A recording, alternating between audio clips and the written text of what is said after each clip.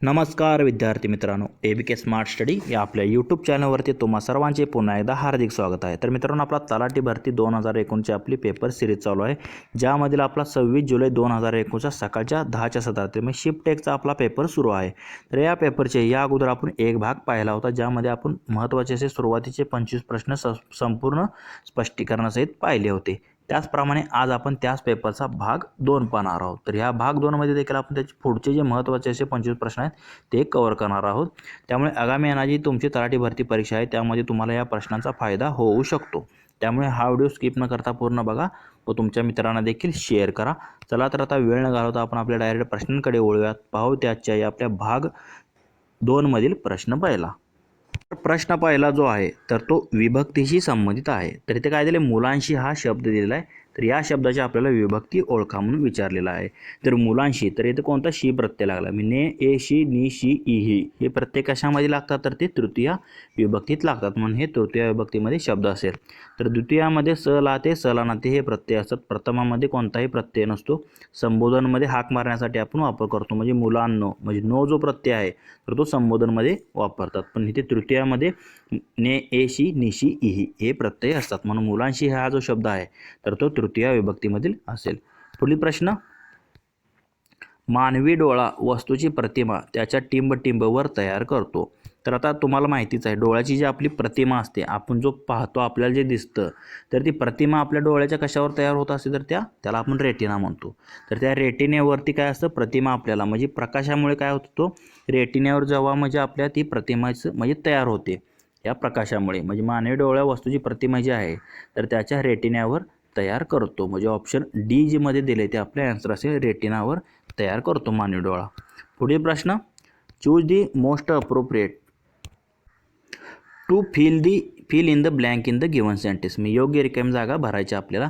The survey showed that, मी survey म्हणजे अहवाल म्हणतो, म्हणजे सर्वेमध्ये काय दाखवण्यात आलं, showed that the participant found, म्हणजे ज्यांनी भाग घेतला होता तर ते पार्टिसिपंट म्हणजे आढळले. The whole experience dash dash, मग आता त्यांचा जे त्यामध्ये भाग घेतलेल्यांचा जो होल एक्सपिरियन्स, सर्वांचा जो एक्सपिरियन्स होता त्या अहवालामध्ये काय आढळून आलं की तो कसा होता तर तो त्याला आपण काय म्हणतो, एनरिचिंग म्हणतो. काय म्हणतो, एनरिचिंग होता तो. एनरिचिंग म्हणजे त्याला आपण काय म्हणतो, समृद्ध करणारा होता. त्यांचा जो एक्सपिरियन्स होता, ज्यांनी भाग घेतलेला होता त्या म्हणजे त्याच्यामध्ये, तर त्यांचा एक्सपिरियन्स कसा होता तर तो एनरिचिंग होता, म्हणजे समृद्ध करणारा होता म्हणतो.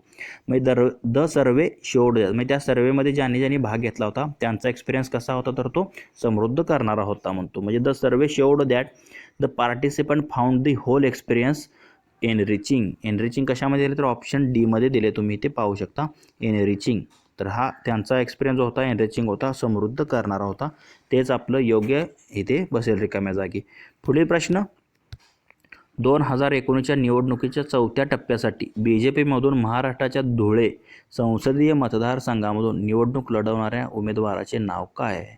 तर आता इथे 2019ला जे धुळे संसदीय मतदारसंघ झाले, मी लोकसभेची जी जागा होती धुळ्याची, तर ते कोण होते, सुभाष रामराव भामरे जे होते, तर ते BJPचे म्हणजे ते BJPचे मतदार होते, म्हणजे मतदारसंघ जे होते तर ते उमेदवार BJPचे कोण होते तर सुभाष रामराव भामरे होते. कोणते, सुभाष रामराव भामरे धुळे मतदारसंघातून उभारले होते. त्यावेळेचा करंट अफेअरचा प्रश्न होता, निवडणुकी संबंधित आहे. पुढील प्रश्न, choose the sentence with the correct punctuation to convey the right meaning. योग्य मिनिंग दाखवण्यासाठी तुम्हाला करेक्ट पंक्च्युएशनचा वापर करायचा आहे. तर इथे काय म्हणले, the captain order the troops, म्हणजे कॅप्टनने काय केले, म्हणजे त्याची ट्रूप्स म्हणजे काय, सैनिक म्हणतो, मी सैनिकांना आज्ञा दिली. काय दिली, मार्च फॉरवर्ड, म्हणजे पुढे जाण्याची आज्ञा दिली. म्हणजे कॅप्टनने त्याच्या सैनिकांना पुढे जाण्यासाठी म्हणजे आज्ञा केली, तुम्ही पुढे व्हा अशी त्यांनी आज्ञा केली आहे कॅप्टनने. तर आता इथे काय, ट्रूप्स नंतर आता कॉमा पाहिजे, तर इथे दिलेला आहे. तर आता त्याचे तोंडचे शब्द आहेत, मार्च फॉरवर्ड म्हणजे काय, पुढे जावा अशा आज्ञा दिल्या आहेत. तर इथे डबल अवतरण चिन्हात हे पाहिजे तर दिलेलं आहे, शेवटी फुलस्टॉप आहे. म्हणजे इथे तुम्ही जर पाहिलं तर हे योग्य तुम्हाला पंक्च्युएशनचा वापर दिसतोय ऑप्शन ए मध्येच.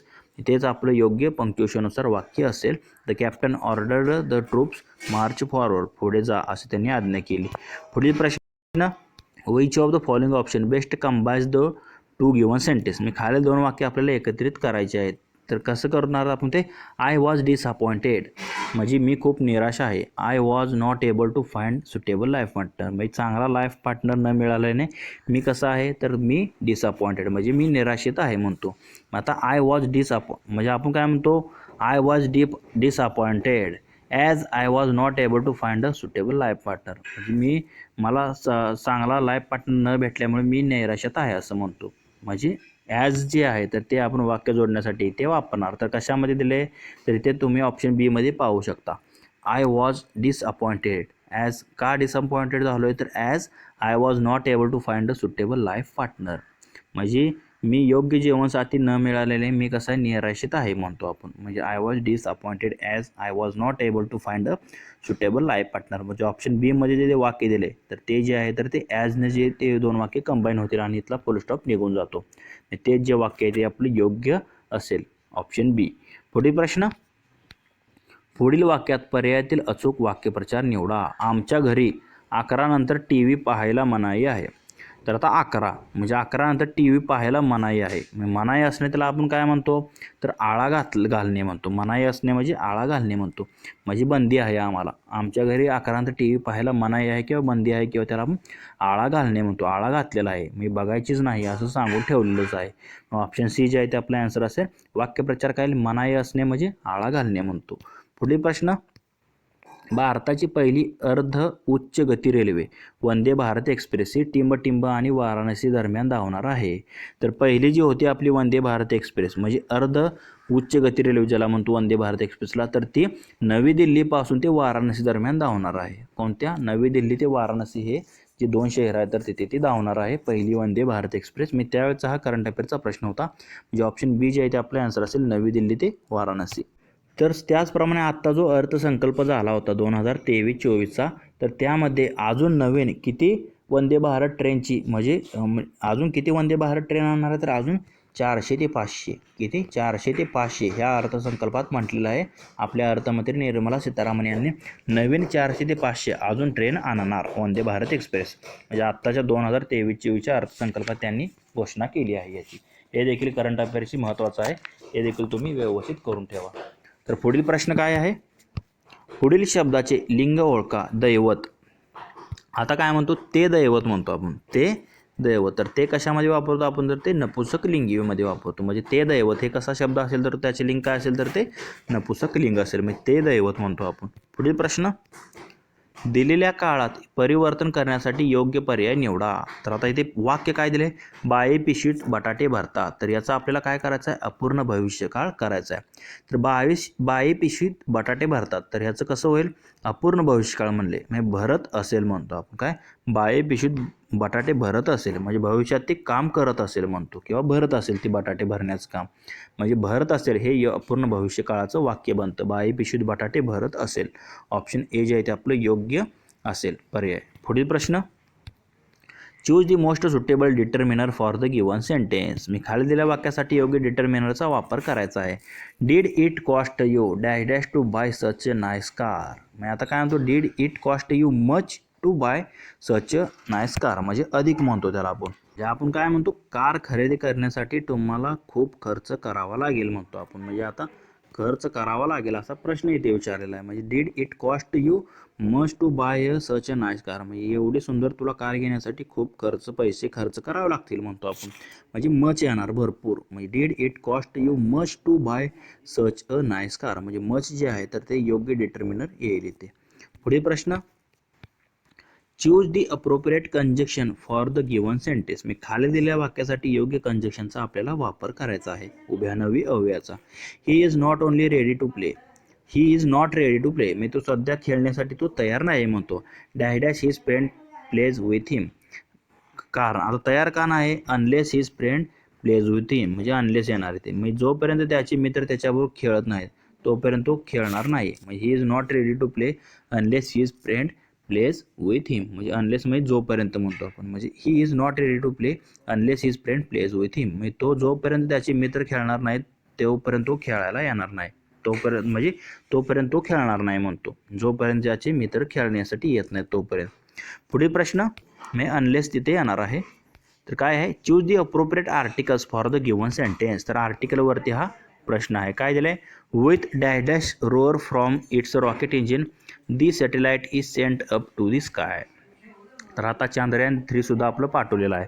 आता सोडताना तुम्ही जर पाहिलं असेल तर एकदम धूर आणि एकदम आवाज म्हणजे मोठ्या गर्जनेसह आवाज निघतो. म्हणजे काय म्हणतो, विथ अ ट्रिमेंडस रोअर, म्हणजे विथ ट्रिमेंडस म्हणजे जबरदस्त म्हणतो, म्हणजे विथ अ ट्रिमेंडस रोअर म्हणजे एक जबरदस्त गर्जनेसह फ्रॉम इट्स रॉकेट इंजिन, म्हणजे रॉकेट इंजिनपासून एका जबरदस्त गर्जनेसह आवाज आला. And the satellite is sent up to the sky, आणि तो सॅटेलाइट जो आहे तर तो ढगा म्हणजे अंतरिक्षामध्ये सोडण्यात आला म्हणतो. म्हणजे with a tremendous roar from its rocket engine the satellite, म्हणजे एकमेव सॅटेलाइट आहे ना, the satellite is sent up to the sky. स्कायला आपण दच वापरतो कारण एकमेव आहे ते, द आणि द येईल इथे आणि सुरुवातीला अ येणार. विथ अ ट्रिमेंडस म्हणजे द हे जे आहे तर ते योग्य आहे ते काय येणार, आर्टिकल्स येणार आहेत. ऑप्शन सी मध्ये दिले ते आपलं आन्सर असेल. पुढील प्रश्न, सिंधू गंगा ब्रह्मपुत्रेची मैदाने आणि नर्मदा तापीची मैदाने ही खालीलपैकी कोणत्या प्रकारच्या मातीसाठी प्रसिद्ध आहेत. तर महाराष्ट्रामध्ये तुम्हाला माहिती आहे नर्मदा तापीमध्ये कोणती, तर गाळाची माती आढळते. त्याप्रमाणे सिंधू गंगा ब्रह्मपुत्राची जी मैदाने आहेत तर ती देखील त्यामध्ये देखील भरपूर प्रमाणात गाळाची माती आढळते. म्हणून ते जी मैदाने आहेत तर ती सिंधू गंगा ब्रह्मपुत्रा तसेच तापी नर्मदा ही जी मैदाने आहेत तर ती गाळाच्या मातीसाठी प्रसिद्ध आहेत. ऑप्शन ए जे आहे ते आपलं आन्सर असेल. पुढील प्रश्न, choose the option that best express the meaning of the highlighted idiom phrase.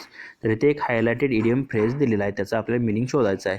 तर इथे काय, the insurance advisor met the so called prospect for the 7th time. मग इन्शुरन्स ॲडवायझर त्यांना 7 वेळेस भेटायला आला. मग बी काय म्हणतो, आय हिअर्ड दॅट, मी ऐकलं आहे ते.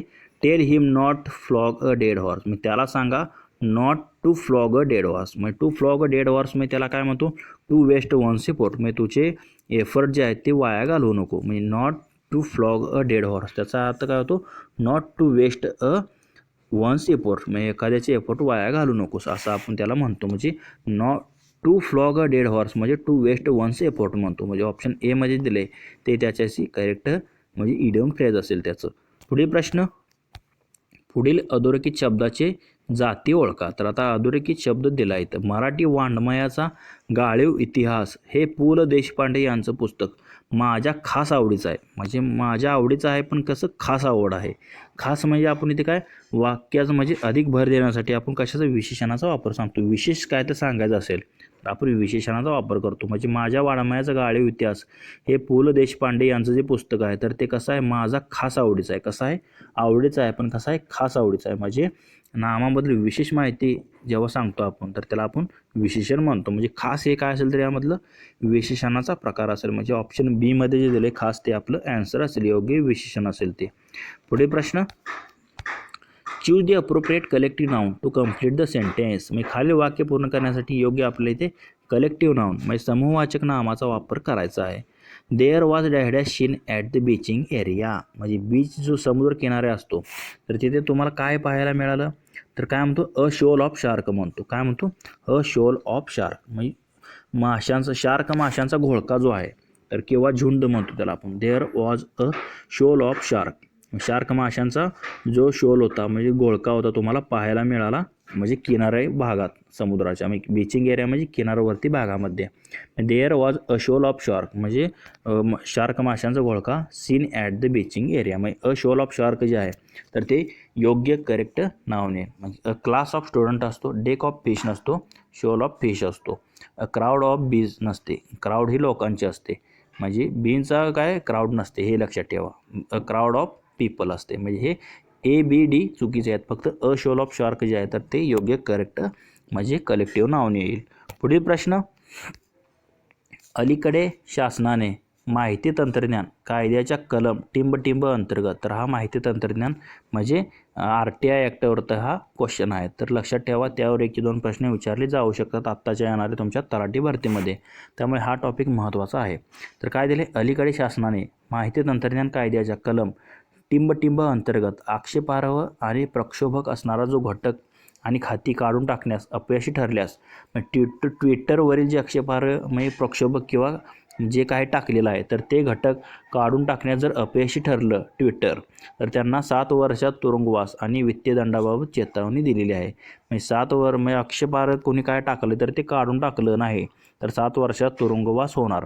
हे कशामध्ये दिले माहिती अंतर्गतच्या कलम 69A मध्ये दिलेलं आहे. कशामध्ये? कलम 69A लक्षात ठेवा, त्यामध्ये दिलेलं आहे. म्हणजेच त्यामध्ये काय आक्षेपार्ह आणि प्रक्षोभक असणारा घटक आणि खाती काढून टाकण्यास अपयशी ठरल्यास ट्विटरवरील कार्यकर्त्याला 7 वर्षात तुरुंगवास आणि वित्तीय दंडावत चेतावणी दिलेली आहे. ट्विटरशी संबंधित आहे ते कलम 69A मध्ये दिलेलं आहे. कशामध्ये दिले? ऑप्शन डी मध्ये दिलेलं आहे कलम 69A. लक्षात ठेवा. तसे तुम्हाला जर मित्रांनो याची PDF हवी असेल तर आपले टेलिग्राम चॅनल आहे, त्याची जी लिंक आहे ती आपण डिस्क्रिप्शन बॉक्समध्ये दिलेली आहे. तिथे तुम्ही टेलिग्राम चॅनल जॉईन करून याची PDF मिळवू शकता. पुढील प्रश्न काय आहे? रवी आणि कुमार नेमून दिलेल्या कामावर काम करत आहेत. त्यांना एक काम नेमून दिलेलं आहे, त्यावरती काम करतात. रवीला संगणकावर 32 पानं टाईप करायला 6 तास लागतात. रवीला म्हणजे 32 पानं तो 6 तासात टाईप करतो. तर कुमारला 40 पानं टाईप करायला 5 तास लागतात. कुमार जो आहे तर 40 पानं किती 5 तासात टाईप करतो. तर दोघांनी एकत्र जर काम केले तर 110 पानांचे नेमून दिलेल्या कामाचे 2 भिन्न संगणकावर टायपिंग करण्यासाठी त्यांना किती वेळ लागेल?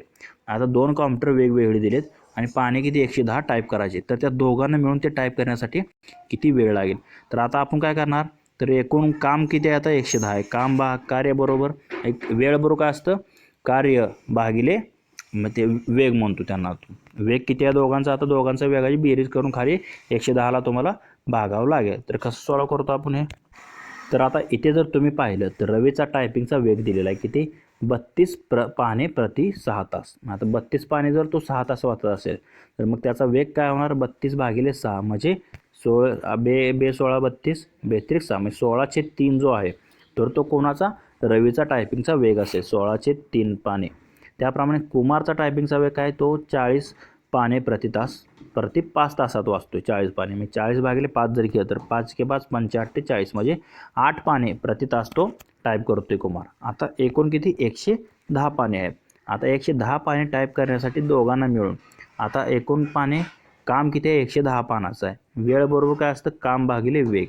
आता काम 110 आहे. दोघांचा वेग किती? ह्याचा 16/3 आहे आणि ह्याचा 8 आहे. म्हणजे 16/3 अधिक 8 त्याने आपल्याला भागावं लागेल, कारण हा दोघांचा वेग आहे. कारण दोघे मिळून ते काम वेगवेगळ्या कॉम्प्युटरवरती करत आहेत, टाईप करतात. मग 110 भागिले 16/3 अधिक 8 म्हणजे हे कसं होईल? 16 अधिक 8 त्रिक हे 24 होईल. आपण छेद समान करून घेतला भागिले 3. तर आता इथे भागिले 3 जे आहे ते वर 110ला गुणाकारात जाईल. 110 गुणिले 3 भागिले 16 अधिक 40 16 अधिक 24 किती? 40 येतं. मग 110 गुणिले 3 भागिले 40 मग 110 त्रिक 330 भागिले 40 शून्याला शून्य गेले 33 भागिले 4 4 8 32 उरले 1 4 2 8 उरले 2 4 5 20 म्हणजे 8.25 जे आहे तर ते 8.25 हे कसं तासामध्ये आलं, कारण त्यांचा वेग आपण प्रति तास काढलेला.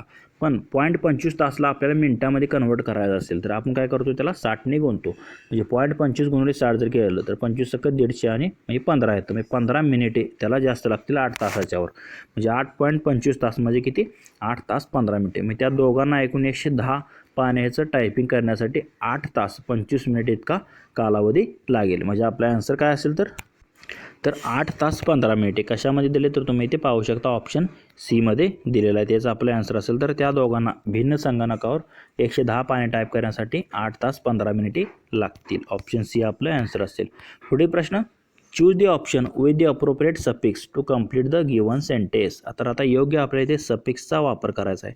तर सफिक्सवर आतापर्यंत हा दुसरा प्रश्न आहे मित्रांनो, त्यामुळे व्यवस्थित करा. It was a nerve dash drive up to the mountain. म्हणजे आता ही नर्व काय म्हणतो? नर्व रॅकिंग म्हणतो. तर इथे रॅकिंग इथे तुम्हाला डी मध्ये दिलं आहे. तर RACK नसतं तर ते नर्व रॅकिंग WRACKING असतं. तर WRACKING असतं. तर इथे काय दिलं आहे? It was a nerve racking drive. Nerve racking drive म्हणजे इथे WRACKING असणार. म्हणजे त्याला नर्व रॅकिंग म्हणतो. नर्व रॅकिंग म्हणजे काय? तर घोर लावणारे किंवा अस्वस्थ करणारे. ते कसं होतं? मग ते माउंटेन म्हणजे काय? डोंगरातील जे त्याचं चालवणं होतं, ड्राईव्ह करणं होतं. It was a nerve racking drive म्हणतो अप टू द माउंटेन. म्हणजे माउंटेनमधलं जे ड्रायव्हिंग होतं तर ते कसं होतं? म्हणजे घोर लावणारे किंवा अस्वस्थ करणारे होतं. म्हणजे नर्व रॅकिंग म्हणजे ऑप्शन डी मध्ये दिले ते आपला आन्सर असणार आहे. नर्व रॅकिंग म्हणतो त्याला, म्हणजे अस्वस्थ करणारे. पुढे प्रश्न, सी पेक्षा दुप्पट वय असलेल्या बी पेक्षा ए 2 वर्षांनी मोठा आहे. म्हणजे सी पेक्षा दुप्पट वय बीचं आहे आणि बी पेक्षा 1 आहे 2 वर्षांनी मोठा आहे असं दिलेला आहे. जर ए बी सी यांच्या तिघांच्या वयाची बेरीज दिली आहे 27 वर्ष असेल तर बीचे वय काय आपल्याला काढायचं आहे. तर कसं काढतो आपण हे, तर इथे पाहू शकता तुम्ही. तर सीचे वय जर आपण इथे एक्स मानलं तर बीचे वय काय म्हणले सीच्या वयाच्या दुप्पट आहे. मग बीचे वय काय होणार सीच्या दुप्पट. सीचं एक्स असेल तर बीचं 2x असेल. तर आता ए जो आहे तर तो बीपेक्षा 2 वर्षांनी मोठा आहे. तर बीचं वय आपल्याला आत्ताच माहीत झालं 2x आहे. तर एचं वय काय होणार त्याच्यापेक्षा 2 वर्ष मोठा. मग एचे वय आलं 2x अधिक 2 आलं. आता तिघांच्या वयाची बेरीज 27 वर्षे दिलेली आहे. तिघांच्या वयाची बेरीज म्हणजे ए अधिक बी अधिक सी बरोबर 27. एचं वय काय आहे तर 2x अधिक 2, हे सीचं x आणि बीचं 2x, ह्या सर्वांची बेरीज किती 27 दिलेली आहे. हे 2x आणि 2x 4x आणि ते x किती 5x होतात आणि अधिक 2 आहे तिकडे 27 मधून वजा होईल. म्हणजे 5x बरोबर 27 वजा 2 म्हणजे 5x बरोबर हे 25 येईल. x बरोबर 25 भागिले 5, 5 1 5, 5 5 25 म्हणजे x ची किंमत तुम्हाला मिळाली 5 मिळाली. तर x हे कोणाचं सीचं वय आहे. आपल्याला बीचं वय काढायचं. बी वय काय सीच्या डबल आहे. मी 5 दुनी बीचं वय किती होणार आहे तर ते 10 वर्ष होईल. आणि एचं वय काय तर बीच्या 2 वर्षी जास्त आहे. म्हणजे 10 अधिक 2 किती एचं 12 वर्ष होईल. मी तिघाचं देखील वय आपण ते काढलं पण आपल्याला विचारलंय बीचं वय. तर बीचं वय हे 10 वर्ष असेल. म्हणजे तर ते ऑप्शन डी मध्ये दिलेलं आहे. तर 10 वर्ष जे आहे तर ते बीचे वय असेल. पुढील प्रश्न, थांबे वगळून बसचा वेग हा 54 किलोमीटर प्रति तास आहे. म्हणजे स्टॉप न घेता बसचा वेग किती आहे 54 किलोमीटर प्रति तास आहे. आणि थांबे समाविष्ट करून म्हणजे स्टॉप घेऊन तो वेग 45 किलोमीटर प्रति तास आहे. तर दर तासाला बस किती मिनिटे थांबते. तर तासाला बस किती मिनिट थांबेल आपल्याला काढायचं आहे. तर कसं काढतो आपण हे, तर इथे तुम्ही पाहू शकता. तर थांबे वगळून बसचा वेग किती आहे. मी थांबे न घेता बसचा वेग हा 54 किलोमीटर प्रति तास दिलेला आहे. आणि थांब्यासह मग स्टॉपसह बसचा वेग किती 45 किलोमीटर प्रति तास दिलेला आहे. तर थांबे समाविष्ट करताना काय होणार आहे, वेग जो आहे तर तो कमी झालेला दिसतो तुम्हाला. 54 वरून 45 झालेला दिसतो. मी 54 मधून 45 गेले राहिले किती 9 किलोमीटर प्रति तासने. तो थांबे समाविष्ट केल्यामुळे काय वेग कमी झालेला आहे 9 किलोमीटर प्रति तास. तर आता 1 तास बस थांबल्यास म्हणजे 9 किलोमीटर अंतर कापते असं आपण म्हणू शकतो. म्हणजे 1 तास जर आपण बस जर थांबवली तर वेगात किती 9 किलोमीटर तासचा फरक पडणार. म्हणजे 1 तास जर बस आपण थांबवली कारण हा प्रति तास वेग आहे 9 किलोमीटर प्रति तास. तर बस किती तर न थांबे घेता जर आपण गेली बस तर ती 9 किलोमीटर जाईल न थांबता न स्टॉप घेतल्यास. मग 9 किलोमीटर अंतर कापण्यासाठी घेतलेला वेळ. आता 9 किलोमीटर अंतर जाण्यासाठी किती वेळ लागणार आहे मग म्हणजे थांबे किती घ्यावे लागणार आहेत. म्हणजे 1 थांबे घेण्यासाठी लागणारा वेळ मिळेल आपल्याला. म्हणजे 9 किलोमीटर कापण्यासाठी घेतलेला वेळ किती हे 9 किलोमीटर भागिले हे वेग किती आहे 54. मी 9 भागिले 54 एवढं मिनिटामध्ये आन्सर येईल. मी 9 भागिले 54 9 1 9 7 54 म्हणजे 1/6 तास आलं. हे 9 किलोमीटर कापण्यासाठी आपल्याला वेग किती लागतो 1/6 तास लागतो. मग 1/6 जर आपल्याला मिनिटामध्ये करायचं आहे तर काय करावं लागेल तर गुणुले आपल्याला त्याला 60 करावं लागेल. म्हणजे 1/6 गुणुले 60 केलं तर 6 1 6 6 10 60 किती येतं 10 मिनिट येतं. म्हणजे 9 किलोमीटर कापण्यासाठी घेतलेला वेळ 9/54 म्हणजे 10 मिनिटं लागेल. म्हणजे एक प्रत्येक जो स्टॉप आहे थांबा तो किती 10 मिनिटाचा असेल असं आपण म्हणू शकतो. म्हणजे आपला आन्सर काय असेल तर इथे पर्याय क्रमांक 3 मध्ये दिलेला आहे. तर 10 मिनिटे जे आहे तर ते दर तासाला प्रत्येक तासाला बस जी आहे तर ती किती मिनिटे थांबेल तर ती 10 मिनिटे थांबणार आहे प्रत्येक तासाला. म्हणजे तिचा वेग 54 वरून 45 झाला. वेगात फरक झाला 9. म्हणजे 9 एका तासात ती 9 किलोमीटर अंतर म्हणजे थांबली नसती तर 9 किलोमीटर गेली असती. 9 भागिले 54 जर केलं तर आपल्याला वेळ मिळतो 1/6 तास. 1/6 तासला आपण मिनिटामध्ये केलं का ते 10 मिनिट येतं. म्हणजे ऑप्शन सी जे आहे ते आपले आन्सर असेल 10 मिनिट का बस थांबेल दर तासाला 10 मिनिट. पुढील प्रश्न, 9 डिसेंबर 2007 रोजी रविवार होता. तर 9 डिसेंबर 2006. तर आता इथे 7 आहे इथे 6 आहे तारीख सेमच आहे. तर आता इथे 6 आपल्याला काय 2007च्या मागे जायचं आहे. म्हणजे एक दिवस आता काय रविवारच्या आपण मागे जाणार. जर पुढे जायचं असतं तर रविवारच्या पुढे गेलो असतो. इथे 8 जर दिला असतं तर आपण पुढे गेलो असतो. रविवारच्या मागे एक दिवस गेलो तर कोणता वार येणार आहे शनिवार येणार आहे. म्हणजे 9 डिसेंबर 2007 रोजी रविवार होता. तर 9 डिसेंबर 2006 रोजी कोणता तर तोच वार तो दरवर्षी 1 दिवसाने पुढे जातो. लीप वर्ष जर असेल तर ते काय 2 वर्षाने मागे गेला असता. पण लीप वर्ष नसल्याने हे 1 दिवस मागे जाईल. म्हणजे रविवारचे मागे 1 दिवस म्हणजे शनिवार असेल 9 डिसेंबर 2006ला. पुढील प्रश्न, तर आजच्या या आपल्या भाग 2 मधील मित्रांनो हा शेवटचा प्रश्न आहे.